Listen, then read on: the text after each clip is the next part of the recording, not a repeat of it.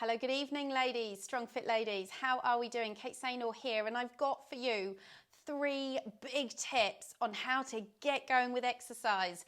Now, I have just emailed all the ladies in my Strong Fit Women group that I haven't seen check in for this month's workouts. Now, I've asked them, can I help? And certainly if you join the program, you get that kind of support with me. And a few of them have responded back just saying, any suggestions to get going again, I'll be grateful for. So I've been messaging a few of them and just working together with a plan, but these were really important suggestions that I thought were too valuable not to share with you, because part of the reasons why you are in this free group is to help get you started or to get you some motivation to get going, along with just learning how to do some new weights in a different way. So let me share those with you. Now, the first one, I have done a video over on my YouTube channel about what to do and how to get yourself started in your first workout back. So I'm going to share the link in the comments and you can check that out afterwards. Now, if you like, you can't share this particular video with your friend or in a message if they're not in the group. So please just invite them into the group if you think there's somebody that wants to get started with exercise and you think could value hearing this message. So that's my first tip, is that video which I will share. So actually I've got 4 little tips.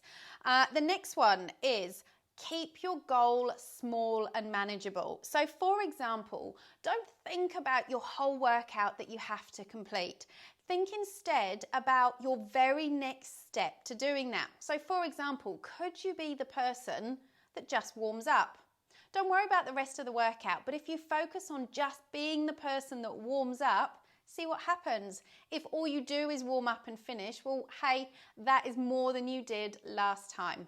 Could you be the person that just walks into the gym? All you got to do is walk into the door. And sometimes when you make those goals really small and really manageable, you're like, yeah, actually, I can just warm up, or I can just walk into the gym. And then you take the next step and then the very next step, and suddenly you're doing a workout and it happens. So that's my first proper tip. That would be keep that goal really small, focusing on the very next step. And that little tip comes from a great book called Atomic Habits, which just gets you focusing on kind of little changes to make big impact. Now, my second tip is to do something, do anything, and do it for 10 minutes. So it doesn't matter what you do. You could walk, you could lift weights, you could stretch, you could go cycling, you could do some Pilates. Choose anything that you like. Something that you love is even better. You could dance and do it for 10 minutes at the time that you want your workout session to be. So if you want to work out 3 times a week, choose those 3 days, choose the 3 times, and just do 10 minutes. Often when we're trying to find big slots of time, it can be really hard to commit to those and make a habit. Just do 10 minutes, nail that for a good 2 or 3 weeks, and you can build on the length and intensity of your sessions later. So that's tip number 2, do anything you like, but do it for 10 minutes. You could do one of my workouts. So have a little look earlier in the feed and you'll see one that I've posted today. Now, tip number 3 is 2 big approaches to kind of structuring. Choose either the small and manageable, your sort of start small approach, or choose the everyday approach. So clients seem to fall into 2 categories here. One lady I was helping create a plan, she liked the idea of just starting with 2 days a week for her sessions.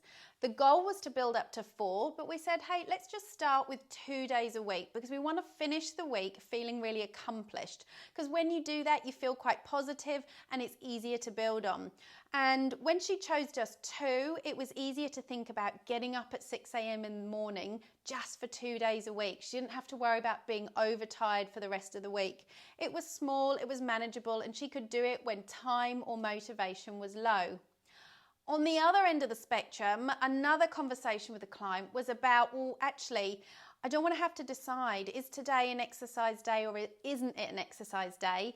I just want it to be every day because then it's more likely to happen. It becomes a part of her day. And what she did was actually tag it onto another daily part of her routine. So for example, she would drop the kids at school, come home and do the workout. So she didn't have to decide whether to do the workout because it was always a workout day. She just had to do the normal part of her routine, drop the kids and come home, and the workout was tagged onto that. So it just flowed as part of her natural day. So it takes a decision out, and the more decision you can take out of it, the more likely it is to happen. So just to recap then, tip number 1 is to keep the goal small. Can you be the person that just warms up or just walks in the door? Tip number 2 is do something, anything, and just do it for 10 minutes on the days you'd like to train. You can build the intensity and the duration later.